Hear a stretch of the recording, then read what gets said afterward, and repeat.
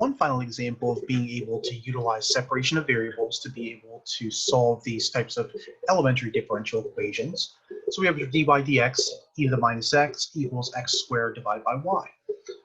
This is a pretty easy case of separation. So what we're going to do is we're going to start by multiplying both sides by y, multiplying both sides by dx. So we would get dy or y dy e to the minus x equals x squared dx. And then clearly, to be able to isolate all the terms containing an x variable to one side, we would divide by e to the minus x. And so two ways we can write this: y dy equals x squared over e to the minus x dx. And you probably recall from basic algebra that another way to write this would be y dy is going to be equal to x squared e to the x dx. All right, so now it's nice and separated. Now we can integrate. This one's easy. Y squared over 2, and we're going to hold on to that. Unfortunately, not so easy is this x squared e to the x. So what we're going to do is we're going to start by using parts. All right, we're going to start by saying u is equal to x squared and dv is equal to e to the x dx. Similar to the previous video, most times if you can let u be equal to a polynomial and dv be equal to a transcendental sort of function, then eventually it'll go away. The polynomial term will go away, and you can simply go through and do the basic integration at the end. Du is going to be 2x dx, and the antiderivative of e to the x is e to the x. All right, now we're just focusing on this animal for right now. All right, so let's ignore everything else. So our integral of x squared e to the x dx, using our formula uv x squared e to the x minus integral v du is going to be 2x e to the x dx. And there is a constant of integration in there. Let's just call it plus c. All right, so now we're going to have to use parts once again right here. We're going to define u to be equal to 2x. dv is going to be equal to e to the x dx again. Finally, some good news, du is going to be 2 dx, and then our v is e to the x. Now, be careful with this. Here's a very typical mistake that I see students make.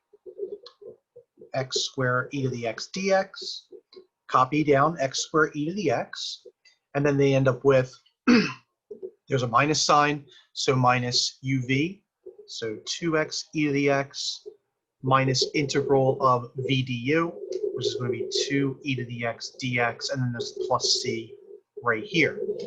Unfortunately, we have to make sure that we are subtracting the quantity of the parts. All right, so be very careful with that.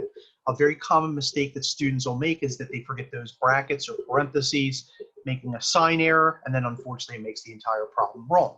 All right, so from there, we can distribute the negative. We can go through and integrate that 2x e to the x. So finally, we get x squared e to the x minus 2x e to the x plus 2 e to the x plus c.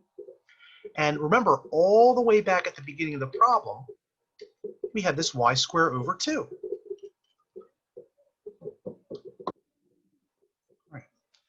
We can solve this very easily at this point for y, but remember we have this initial value. So let's see maybe if we plug in the initial value, if it makes it a little bit easier to deal with, and then at the very end we can deal with solving for y to get an explicit solution. So y at 0 is equal to 4, which makes our lives really easy. So we're going to get 4 squared over 2 is equal to 0 squared e to the 0 minus 2 times 0 e to the 0 plus 2 e to the 0 plus c. We know 16 over 2 is 8.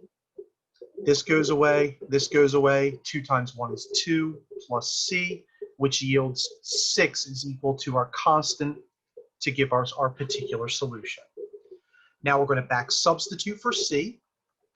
So now we get y squared over 2 equals x squared e to the x minus 2x e to the x plus 2e to the x plus 6. If now we were to solve for y, we can go through, multiply by 2. So 2x squared e to the x minus 4x e to the x plus 4e to the x plus 12. And then we can now take the square root of both sides. Again, be careful. Another typical error that I'll see with students make with the algebra stuff. Square root 2x squared e to the x minus 4x e to the x plus 4 e to the x plus 12.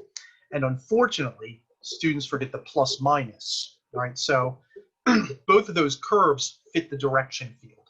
All right, so be careful with that when you're trying to solve these. All right, so hopefully by going through and seeing the solutions to some of these separable differential equations, it kind of reminds you of some of the techniques that you saw in calculus 2. All right, so hopefully that helps out a lot. And now you can go ahead and try to practice some more of these types of problems on your own and do some of the assignment stuff.